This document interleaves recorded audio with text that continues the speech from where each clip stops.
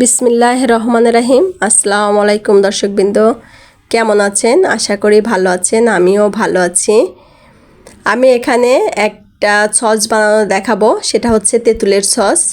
খুবই সহজ এবং কম উপকরণ দিয়ে অল্প সময়ে ঝটপট তৈরি করে নিতে পারেন এই তেঁতুলের সসটা, আর খুবই টেস্টি এবং লোভনীয় হবে।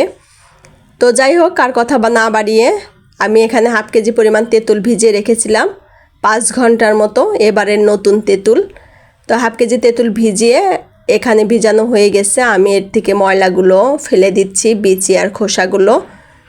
তো আমি ফেলানো হয়ে গেলে আমি এটা আবার একটা চালনির সাহায্যে চেলে নেব। আমার কাছে চালনি আছে, আমি চালনি দিয়ে চালবো না, কারণ এর আগে দেখেছিলাম ওটা পড়েনি, খুব কষ্ট হয়েছে। তো আমি এবার একটা মশারির নেট নেব, নেটটা দিয়েই আর কি, মশারির কাপড় নেট যাই বলি, ওটা দিয়ে আমি চেলে নেব। এই যে এখানে নিলাম, আমি এখানে কাতটা ঢেলে দিলাম, তেঁতুলের কাত। তো আমি এখানে সুন্দর করে চিপে নিয়েছি, খুব সুন্দর, মানে ময়লাগুলো সব বের হয়ে গেছে, খোসা ময়লা যা ছিল। তো আমি এটা এখন একটা কড়ার মধ্যে পাত্রে ঢেলে দেব এই কাতটা। তো আমি কড়াই বসিয়ে দিয়েছি চুলায়। আমি এই যে কাতটা ঢেলে দিলাম, তেঁতুলের কাত, এর মধ্যে আর একটা ময়লাও নেই, খুব সুন্দর করে এটা পরিষ্কার হয়ে গেছে।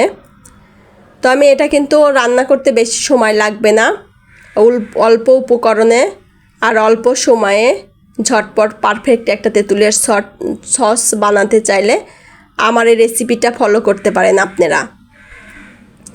দেখেন বলক চলে আসছে, তো আমি কিছুক্ষণ নেড়ে চেড়ে এর মধ্যে চিনি দিয়ে দেব। দেখেন কালারটাও চলে আসছে। আমি এখানে 2 কাপ, মেজারমেন্ট কাপের 2 কাপ চিনি দিব। হাফ কেজির মধ্যে 2 কাপ চিনি হবে আমার এখানে। যে তেঁতুলটা বেশি টক না, যার যদি বেশি টক থাকে তাহলে আরেকটু বেশি বাড়ায় দিতে পারেন। তো আমার এই সসটা মানে তেঁতুলটা অত বেশি টক না, তোর সাথে একটু লেগেছিল, আমি ওটুকু দিয়ে দিলাম। আমি একদম ফুল 2 কাপ চিনি দিয়েছি। আপনারা চাইলে আরেকটু পানি দিয়ে পাতলাও করে নিতে পারেন, তবে আমি একটু ঘন টাইপ করব, ঘন রাখবো দেখে, যার কারণে আর কি বেশি পানি দিলাম না। আর এখানে আমি মশলা অ্যাড করব সেগুলাই আমি আপনাদের দেখাচ্ছি। একদম ঘরোয়া উপায়ে ঘরে থাকা মশলা দিয়েই সুন্দর একটা তেঁতুলের সস বানানো যায়। এই যে আমি মশলাগুলো নিয়েছি, আমি আপনাদের দেখাচ্ছি। আমি 2 টেবিল চামচ চাট মশলা নিয়েছি, 1 চা চামচ মরিচের গুঁড়া নিয়েছি, 1.5 চা চামচ সজের গুঁড়া নিয়েছি বা ধনিয়ার গুঁড়া, আর 1.5 চা চামচ নিয়েছি জিরার গুঁড়া, হাফ চা চামচ বিট লবণ, আর 1 চা চামচ নিয়েছি খাবার লবণ, যেটা আমরা খাই। যারা একদমই নতুন বানাবেন, আগে কখনো বানান নাই, তারা আমার এই পরিমাণটা ফলো করে, যদি কম বেশি হয় তেঁতুল বা টকের পরিমাণটা, তখন আপনারা আস্তে আস্তে আরেকটু করে চেখে চেখে অ্যাড করবেন। স্বাদ বুঝে পরিমাণ মতো সব কিছু দিয়ে নিতে পারেন। তো এই পর্যায়ে কিন্তু আমার তেঁতুলটা বেশটাই ঘন আর কালারটা একদমই চলে আসছে। তো আমি মশলা অ্যাড করে দেব।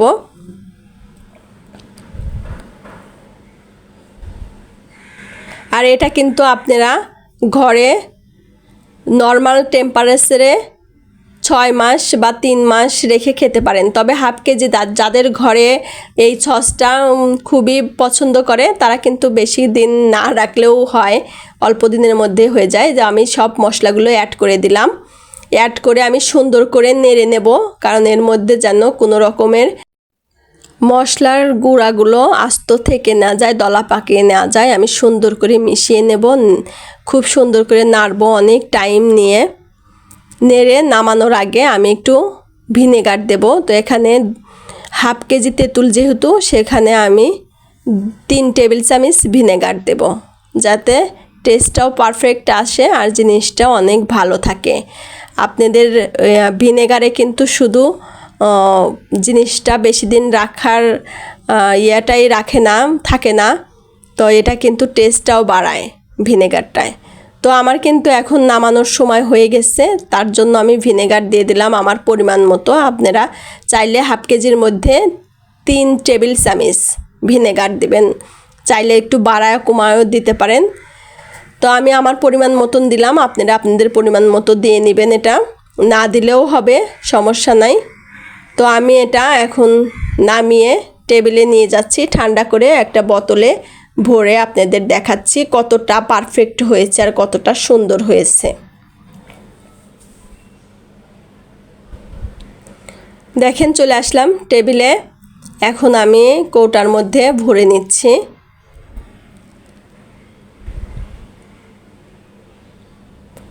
তো আপনারা চাইলে আমার এই রেসিপিটা কিন্তু অবশ্যই ফলো করে দেখতে পারেন, বানিয়ে খেয়ে দেখতে পারেন। আমি দেখেন কতটা ঘন হয়েছে, আমি বেশটাই ঘন করেছি, চাইলে একটু পাতলাও করতে পারেন।